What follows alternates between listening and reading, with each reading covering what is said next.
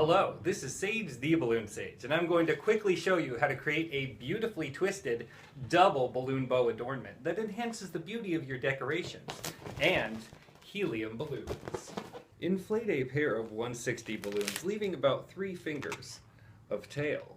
Let's begin with the pink 160 and a friction sustained pinch twist, beginning with a tiny bubble. Grab that nozzle, pinch, and spin a few times, and it will hold in place. The bow's shape is primarily comprised of 8 even cylinder twists. The first is 3 hand lengths.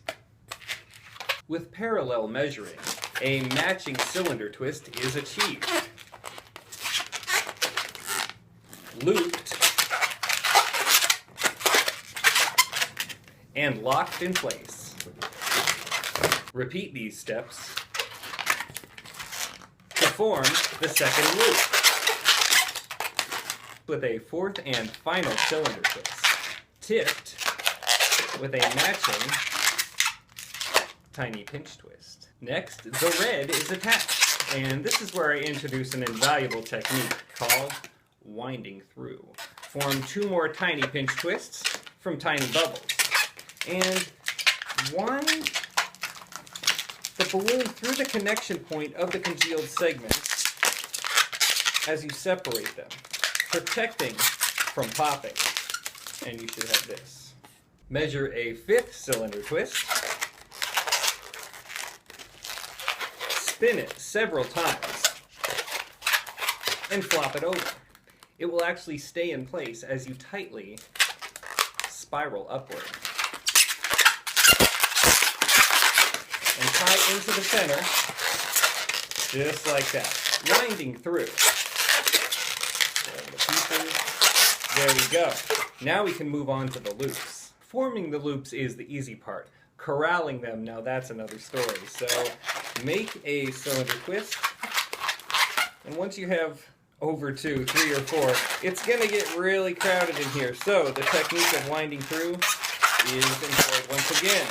We separate the parts, wind it through, come through the back, measure off another cylinder twist. So much easier this way than just estimating. And this is the second red loop. Very tricky to get in there.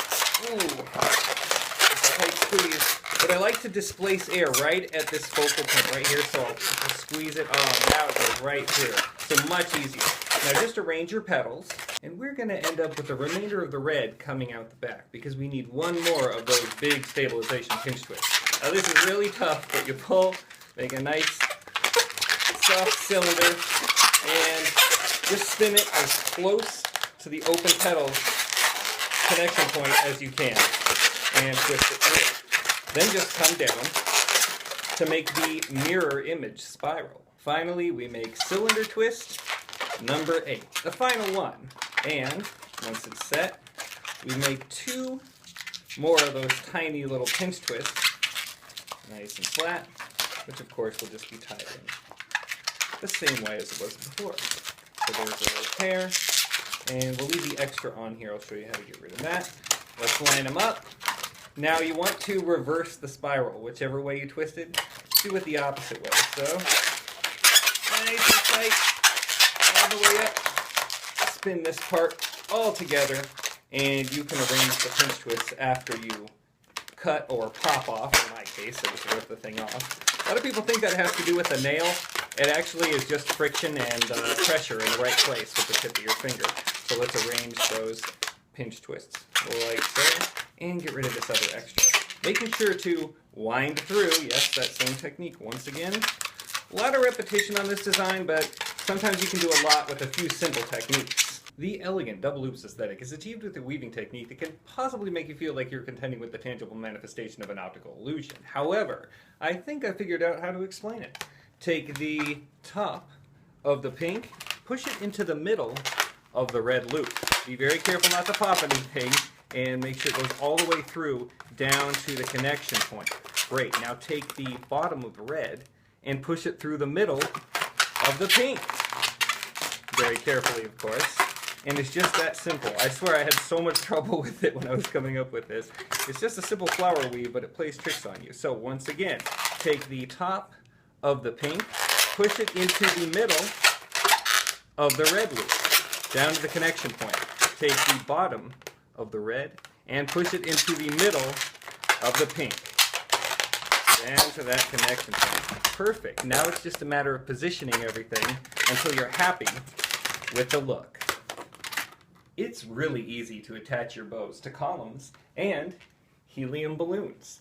Simply inflate a 160, take the nozzle and tie it into the back center of the bow, like so. Now measure a ring around a column with a circumference that is not too tight but not too loose, and do it between two of the quads. A little bit snug there.